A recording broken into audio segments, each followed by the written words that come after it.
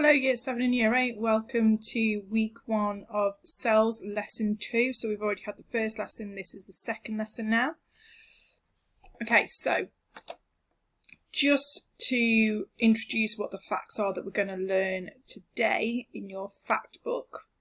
So first one, diffusion is the movement, so you've got the definition of it, you've got an example of where you can find diffusion in plants and what unicellular organisms are and an example of that as well. So, like I said in the last video that we did, that I would be testing you on the facts learned from the previous lesson. So that'll be week 1, lesson 1 on cells. So there's 4 questions there. Like always, I'd like you to answer them. So the first one, what does a cytoplasm do? Second one, name the 3 extra parts of a plant cell. Which dye do you use to see an animal cell under a microscope? And this one is just testing your knowledge on the topic that we're going to be doing today. What does unicellular mean? So if you can pause the video and give yourself 4 minutes to answer these, and then we'll go through them. Okay, so let's have a look. Let's see how well you've done. What does the cytoplasm do? So that's where your chemical reactions take place. That's the jelly-like substance in the main part of the cell, and that's in your both animal and plant. Name the 3 extra parts of a plant cell: chloroplast, cell wall and vacuole. So give yourself a tick for each of those that you've remembered. If you've done any extra and you've remembered what they actually do, absolutely perfect. Give yourself an extra mark. So the chloroplast is where they absorb the sunlight, that's where they make their own food. You've got your cell wall that provides a structure around the cell membrane, and your vacuole is where the water and the sap is stored. So that's what gives the shape and the structure to it. So like I said in the previous video, if plant starts to wilt, this is because they're not getting enough water and the vacuole is shrinking, whereas if you've got enough water, it swells a bit and it gives that structure.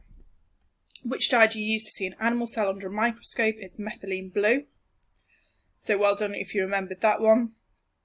And what does unicellular mean? It means only one cell. So let's start the lesson then. Well done if you managed to get those bonus points for describing what those 3 extra parts of a plant cell do. Don't worry if you didn't, it's all part of learning the facts. If you didn't get them, go back and have a look, and then we'll recap them at some other point.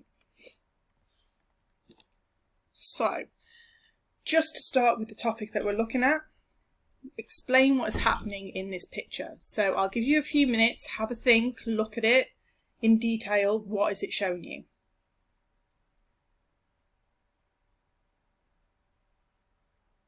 Okay, so hopefully you've had a think about it, and it's looking at the feet. So it's looking at the feet here, and it's showing that there's a smell coming off it, and the lady is being hit by the smell of those feet, and even the flowers and the dog are starting to smell it as well. So what's happened is the smell of the sock has gone to where the lady is. So it's gone from an area where there's lots of smell to an area where there's not so much smell.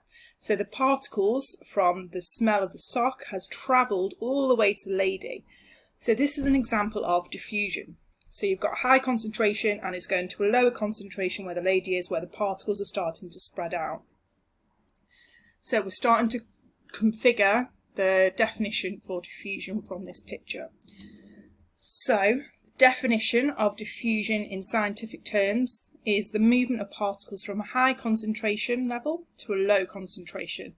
So the picture underneath shows you that the particles, there's lots of them in one area, and it's going to an area where there's not so many, which is known as the low concentration. So that's the same in the previous video. It's the same with perfume.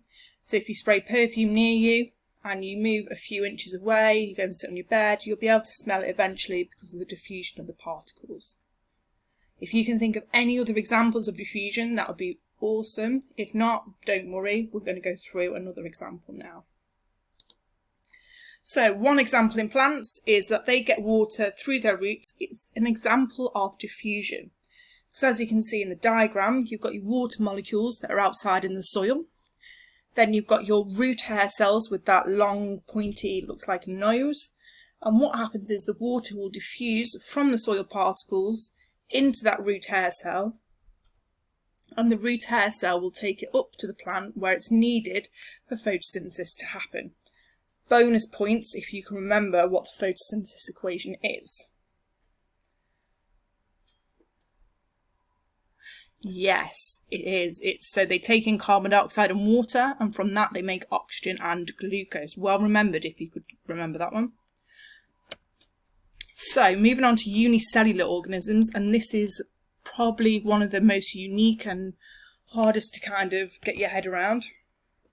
They're only one cell, so they're made just of one cell, so they're not multiple cells, it's just one cell.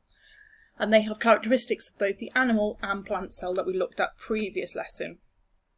So if you can start to remember all those different organelles, all the different parts, so things like nucleus, cytoplasm, cell membrane, cell wall, all of those are the organelles that are found in a plant and animal cell.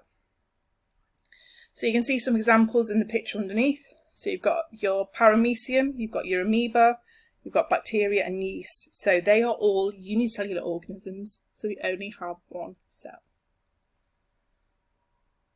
One example is your Euglena. They are typically found in fresh water. It has a cytoplasm and a nucleus like an animal cell, but you'll also notice that it has a chloroplast like a plant cell. Now there are other parts that are listed on that picture, so just to point them out, they've got a flagellum, so they've got a tail-like feature.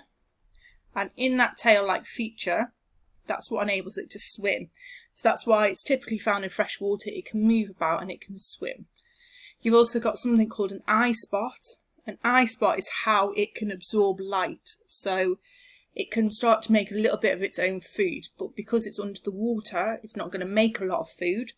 So typically they eat a lot of the smaller kind of bacteria to feed on to enable them to live.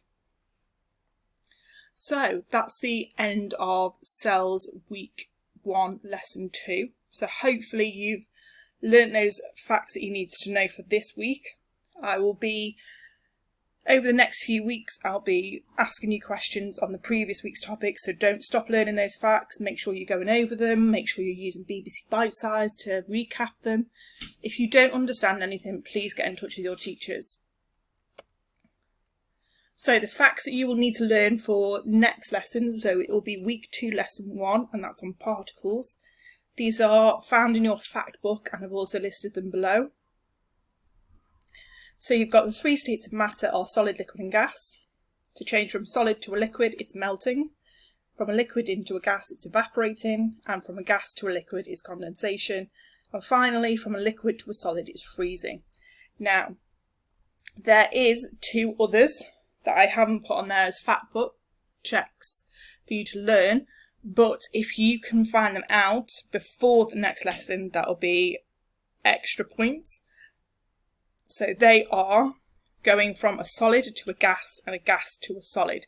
So if you could read around to find out what they are, that would be great.